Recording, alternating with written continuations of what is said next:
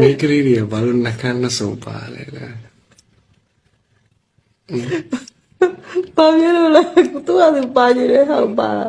မဟုတ်ဘာလို့နှကန်းနှစုံပါလဲဆိုတော့ ဟဲ့ရောမင်းကလေးရနှကန်းတစ်ခုပဲပါလာမဟုတ်လားဖယ်နှကန်းကြံသေးလို့လေ အပေါ်နှကန်းကျတော့စကားများဖို့အငင်းပွားဖို့ပေါ့နော်အနိုင်ယူမယ်အငင်းပွားမယ်စကားများမယ်အောင်နှကန်းကျတော့တောင်း ဟဲ့ကနာလေးหนีပါဦးဒါတော့အေးဒါတော့နှကန်းတစ်ခုပါရဲ့ကွာအပေါ်နှကန်းစကားပြောမယ်ကွာဒါတော့အောင်နှကန်းဆိုတော့ကွာမင်းတို့သိရဟာကွာအေးမင်းတို့သိရဟာကွာအေးဟာကွာအောင်နှကန်းကဘယ်လိုတောင်းမှန်တာလဲ အောင်နှကန်းကျတော့တောင်းမှန်ဖို့အတွက်နှကန်းတစ်စုံ တောင်းမှဘူးလေဘာမှမဆိုင် ဘာလို့မှမဆိုင်မအောင်နှကန်းလက်စကြတောင်းမှန်ဖို့ တောင်းဆိုင် I'm sorry တော့ ယောအေးလက်ကိုကြီးရယောကဘာပြောပါလိမ့်လို့ယော I'm sorry ဘယ်ဝိုင်တိတယ်ဟဲ့ယော တော့အောင်နှကန်းကဘယ်လိုလဲတောင်းမှန်ဖို့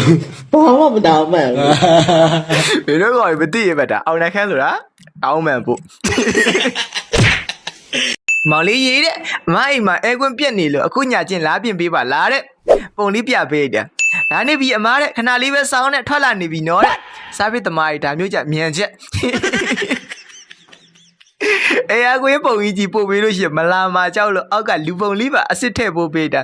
ဒါနေပြီအမားတဲ့ခဏလေးပဲစောင်းနဲ့ထွက်လာနေပြီနော်တဲ့ဒါမျိုးကြမြန်ချက်ချင်းမင်းတို့ကောင်လည်းငါတိနေတယ် နာဘူး ကိုရဲ့ကောင်မလေးအပြူစစ်မစစ်ဘလို့ခွဲလို့ရလဲသိချင်လားပြမယ် အပြိုစစ်မစစ်ဘယ်လိုခွဲရမလဲတဲ့ချို့ကအပြိုစစ်မစစ်ကိုသိကျင်တယ်အပြိုစစ်မစစ်သိကျင်တယ်ဆိုလို့ရှိရင်အရင်ဆုံးသူ့ရဲ့ခန္ဓာကိုယ်ကြီးမှာဆိုလို့ရှိရင်တိတာတာကဟိုတင်မားတွေကပုံမှန်ထက်အရန်ကိုရှူးပြီးတော့ပြားနေဆိုတာအပြိုမစစ်တော့ ဟမ်ခဏအဲ့ဆိုရင်ခန္ဓာကိုယ်ပိန်တဲ့ကောင်မလေးတွေဆိုရင်ရော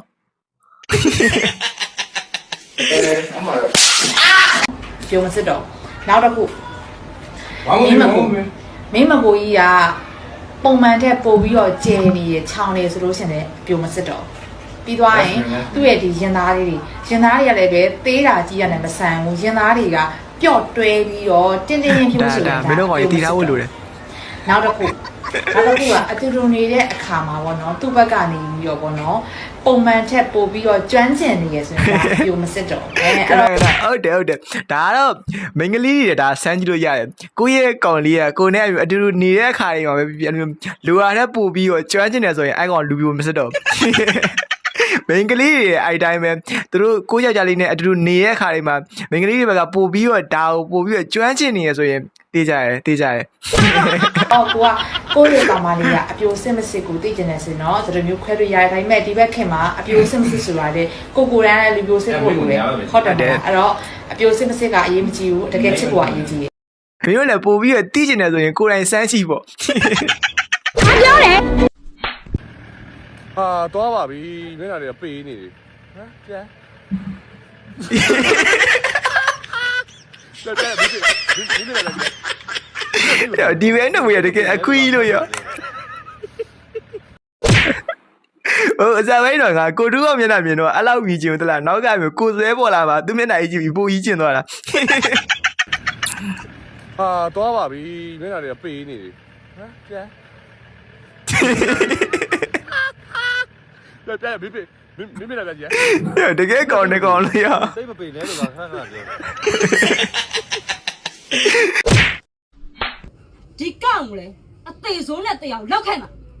ဖေယောကဝင်ပူးနေရတာအော်ဖေယောကထုံနေနေမယ်ဟောရရှူတင်မှာယောတကယ်ဘူးအပြည့်တော့ယော ပူတယ်ငါ့ကိုမနဲ့စနေတော့အခုကျ မိုက်ရတော့ယော အဲ့တော့ငါမင်းအဖေတောက်လေဘာလုပ်နေ တကယ်မန်ပါရနော် မသိတကယ်မျိုးပြောကဝင်ပူးနေတဲ့အတိုင်းပဲဟေးဘာခိုင်းခွဲသွားလားမူကြီးကကျွတ်စီလို့ရော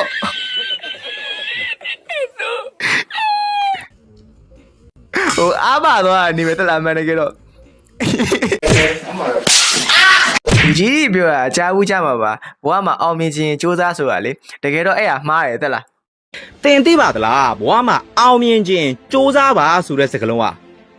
မှားပါတယ်ဘဝမှာအောင်မြင်ခြင်းမစူးစမ်းပါနဲ့ဘာဖြစ်လို့လဲဆိုတော့ကျိုးဆိုတဲ့အရာစားဖို့တော့မဟုတ်ပါဘူးချီဖို့တော့ထားရတာပါ ပြောရကျိုးဆိုတာမှတ်ထားတော့စားဖို့မဟုတ်တော့ခြီဖို့ဘုရားဒီဘက်မျက်နှာကြီးရီးနေတာဟောတက်လား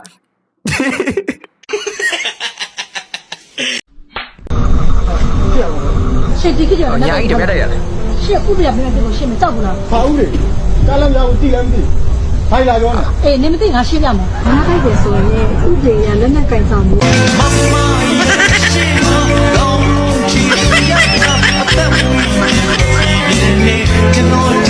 ဆိုးရရဲ့ဆိုရဲဓမြားရီတောင်မှမမရှိရော့ရင်မခံနိုင်ဘူးနော်မင်းတို့ကလည်းမှတ်ထားနော်ဓာတ်ကိုင်နေဆိုရင်ဥရိရလက်နက်ကင်ဆောင်ဘူးနော်ဒါမမတွေဘယ်လောက်ထိအစွမ်းထက်လဲဆိုတော့ဒါလက်တွေ့ပဲနော်မင်းတို့ကလည်းကျွန်တော်တို့ပွဲမကြည့်ရလဲကြာရဲဆိုတော့ခဏလေးပွဲသွားကြည့်ကြမယ်နော်ဒါပါပွဲလေ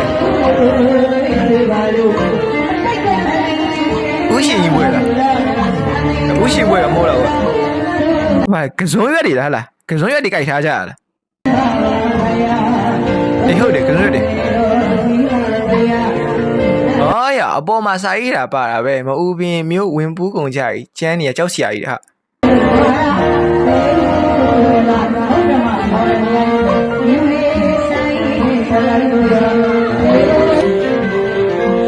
ဒါရီကတကယ်ရှိရလားအခုနောက်ပိုင်းကတည့်ရအတိုင်းပဲပြောနေနက်တီတောင်ကလုံးတွေပေါ်နေတာဆိုတော့ပြောနိုင်ခဲ့မလွယ်ဘူး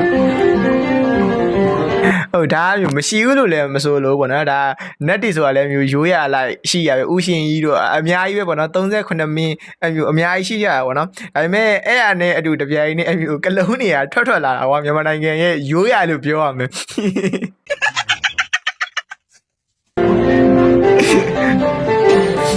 ဟုတ်ဒါကျွဲဘူးဝက်ထင်တယ်လားကျွဲတွေကအမှန်ဆိုလို့ရှိရင်မြန်စားမှာမဟုတ်ဘူးလားဘာလို့ကလွန်းရစားကြရောက်အစဲကြအောင်ပဲရောက် တလုံးမညုံမညင်မဲနဲ့သူစိုးသမျှလက်ခံပေးတဲ့ငါ့ကိုကြတော့ပြစ်ပယ်တယ်တဲ့တလားလောက်ကောင်းပြီတဘွားလောက်စိတ်ဆင်းရဲခံရမဲ့သူကိုကြတော့ချစ်တယ်တဲ့ဟာအဲ့လိုပဲကွာကိုကဆွဲမှမြဲမဲ့လက်ကလေးလွှတ်ချပေးလိုက်မယ်တဘာသူရင်ခွန်ထဲမှာပျော်နေလို့ဟဲ့တာယာပါတဲ့ကမာယာများတယ်မရားတယ်တာယာပါတဲ့ကအချိန်မသိရင်ပွန့်သွားတတ်တယ်မာယာများတယ်မရားမထိမ့်သိမ့်တဲ့နောက်တစ်ကောင်ရင်ခွန်ထဲမှာတွန့်သွားတတ်တယ်သဘောပေါက် ကောလာကြီးလာရနောက်ဆုံးစားတာဒီကောင်စကွဲနဲ့ပြောရတာဒါမှမဟုတ်လက်တန်းပြောရလားမသိဘူးမိုက်တယ်ဗာလေတာယာပါတဲ့ကားကအချိန်မီအေးပွင့်သွားနိုင်တယ်အေးမာယာများတဲ့မယားကတော့အထိန်ထိန်မတက်ရင်သူများရင်ခွင်ထဲမှာတွန့်သွားတတ်တယ်မိုက်တဲ့ကောင်လေးလှုပ်ပါအောင်နောက်တစ်ခေါက်လောက်ကြိုက်တယ်ဒါမျိုးကကြိုက် မညင်မဲနဲ့သူစိုးသမျှလက်ခံပေးတဲ့ငါ့ကိုကြတော့ပြစ်ပယ်တယ်တဲ့တလားလောက်ကောင်းပြီတဘွားလောက်စိတ်ဆင်းရဲခံရမဲ့သူကိုကြတော့ချစ်တယ်တဲ့ဟာ ဟုတ်တယ်အဲ့အရာအပြစ်မှတကယ်ရှိတယ်တချို့ကကြတော့မေတ္တာစစ်တွေနဲ့မတန်ဘူးအဲ့လိုသူတွေအပြစ်မှတွေ့ရင်စောက်ကွက်ကြီးရိုက်ချင်တာ မဲကြောက်เสียကြီး အဲ့လိုပဲကွာကိုကဆွဲမှမြဲမဲ့လက်ကလေးလွှတ်ချပေးလိုက်မယ်တဘာသူရင်ခွန်ထဲမှာပျော်နေလို့ဟဲ့တာယာပါတဲ့ကမာယာများတယ်မရားတယ်တာယာပါတဲ့ကအချိန်မသိရင်ပွန့်သွားတတ်တယ်မာယာများတယ်မရားမထိမ့်သိမ့်တဲ့နောက်တစ်ကောင်ရင်ခွန်ထဲမှာတွန့်သွားတတ်တယ်သဘောပေါက်လား ဟုတ်တယ်ရောအဲ့သဘောပေါက်လား အားမကြိုက်ဘူးဆိုအကုန်ဖြတ်ပေးပါမယ် Facebook တွေ Messenger တွေ Instagram တွေ TikTok တွေအကုန်ဖြတ်ပေးပါမယ် ဟာ Telegram ဖြတ်ပေး ညင်ကငါဖြတ်တယ် အဲ့ပူကျဲသွားပြီအဲ့ပူကျဲသွားပြီဟာလေရင်းနှီးမြုပ်နေထားရနဲမှမနေတာနော် ဘာမကြိုက်ဘူးဆိုအကုန်ဖြတ်ပေးပါမယ် Facebook တွေ Messenger တွေ Instagram တွေ TikTok တွေအကုန်ဖြတ်ပေးပါမယ် Telegram ဖြတ်ပေး ညင်ကငါဖြတ်တယ် ဒါပဲကောက်လေးဟာလေ Facebook တွေ Messenger တွေ Instagram တွေအကုန်ဖြတ်ပေးနိုင်တယ်ဒါပေမဲ့ Telegram ကိုတော့လာမတိနဲ့ဆိုတော့ဖြတ်ရင်ဖြတ်မယ် Telegram တော့ဖြတ်မပေးနိုင်ဘူးဒါပဲ မေမေချစ်တဲ့သားကြီးအကျွေးတွေဝိုင်းနေပြီ တားရှိတဲ့မမေလဲအကျွေးတင်လဲတဲ့ရောက်နေတယ်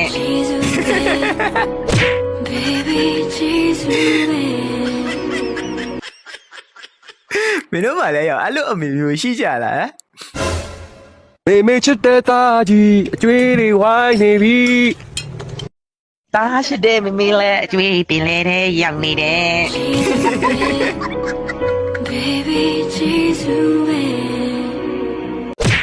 ဒါတချို့မိဘတွေကသူသမီးဘလို့အချိန်နေပဲဖြစ်ဖြစ်ပျော်ထားပြီးကြတယ်ဒီဘက်ကအန်ဒီကလည်းစာတော်တော်လေးဖတ်ထားရဲ့ထင်ပါတယ်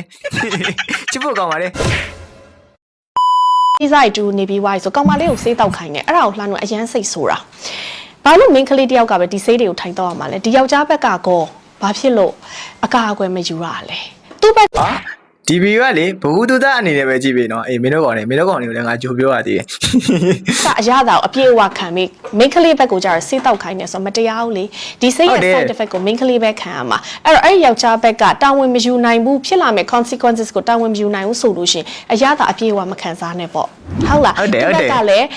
ဥပမာအဲ့ဒါဘာခေါ်လဲမိုးကဖို့ပေါ့နော် तू က ဟဲ့လားအဲ့ဟိုမိုးကလို့ခေါ်ကြလားမင်းတို့ငါမသိလို့ လူလေ အဲ့တော့မိုးကမွေးဖက်နေမိန်းကလေးကိုကြတော့ဆေးပဲတောက်ဆိုတော့အဲ့ဒါတော့အဓိပ္ပာယ်မရှိအဲ့တော့ကောင်မလေးတွေကိုလှမ်းတော့ပြောပြချင်တာကအုတ်ထောင်နဲ့စဉ်းစားပါဒီယောက်ျားကအပြည့်အဝ तू ကတော့စိန်ခံပြီးကိုကတော့ဆေးတောက်ရဆိုအဓိပ္ပာယ်မရှိဘူးခါလေးဆေးတောက်နေရဲ့ကြလွတ်သွားပြီးတော့ကို့မှာကိုဝင်ရှိသွားအဲ့ဒီယောက်ျားတကယ်တာဝန်ယူမှာလား